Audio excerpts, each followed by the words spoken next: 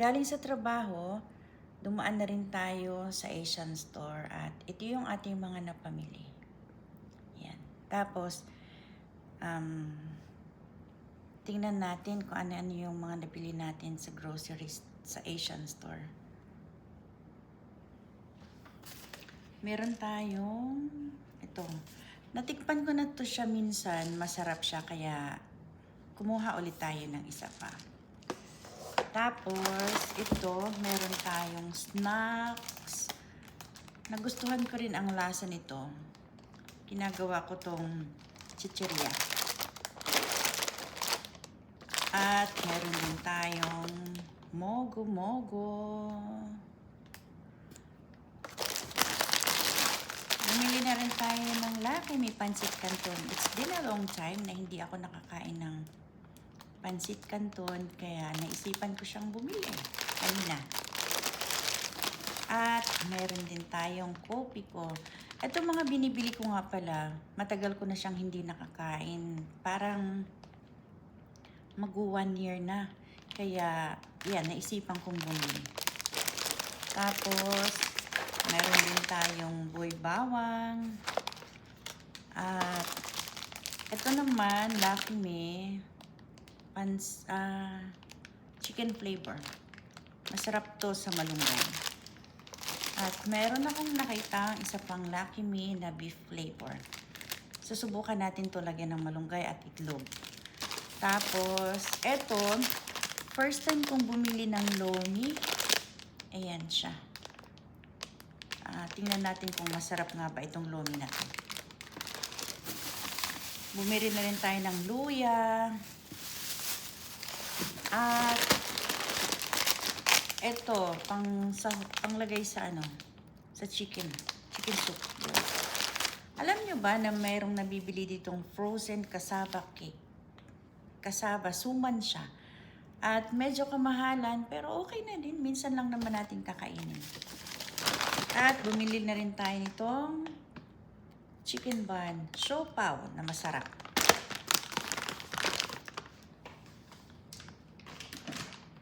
At kung sa Pilipinas ay mayroong combo, mayroon din naman dito. Dato puti combo siya. Nakatipid tayo kasi $6.99 lang tong dalawa. So, ayan yung nabili natin. At meron pa tayong siomai. Medyo mahal yung siomai nila pero kahit mahal, syempre bili na lang natin para mayroon tayong pang snacks. At hindi mawawala ang ating Sky Flakes. Ito, masarap tong tofu, gawing soup. Tapos lagyan natin ng seaweed. At meron din tayong nabiling saba. Ayan. Kasi plano kong gumawa ng ginatan, tapos lalagyan natin ng saging saba. At meron din tayong nabiling kamote. Ayan. Dalawang klase yung kamote na binili natin. Ito pa din yung isa. Alam niyo ba, mahal pala yung kamote na to. $5 siya. At meron tayong dalawang talong. Kasi bukas bibigyan ako ng isda nung katrabaho ko na galing sa Mississippi. Tapos bumili na rin ako ng talong para panghanda sa paksiw. At bumili tayo ng coconut milk. Gata. Dalawa yung binili natin kasi nagpaplano akong gumawa ng kulay na may gata. Tapos, meron din tayong century tuna. Dalawa rin yung binili natin. At meron tayong paligo naman. Diba? Sardi-sardines lang tayo dito. At ito din yung fried sardines. I-try ko kung ano ang lasa. At meron din tayong squid. Gusto ko tong squid na to lagyan ng ito. Hindi ko alam kung nasubukan nyo na rin din ganun. Tapos meron para tayong isang pasardinas. At siya, fried sardines with black beans. At meron tayong, ito na ang ating kalabasa. Alam nyo ba ang gagawin ko dito? Ilalagay ko to sa gata. Meron kasi akong sitaw na binigay ng katrabaho ko.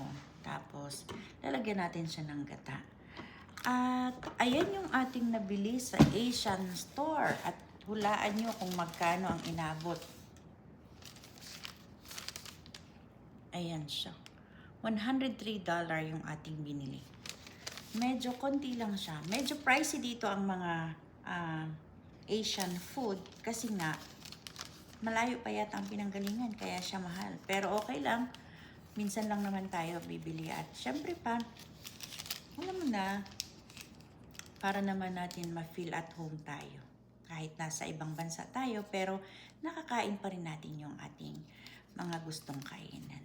At excited na akong magkape kasi alam nyo ba na sobrang tagal ko nang hindi nakainom ng kopi ko. I think mga over a year na akong hindi nakatikim ng kape na to.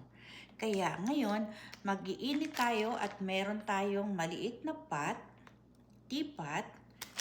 Lalagyan natin siya ng mainit na tubig. Tapos magkakape tayo mamaya.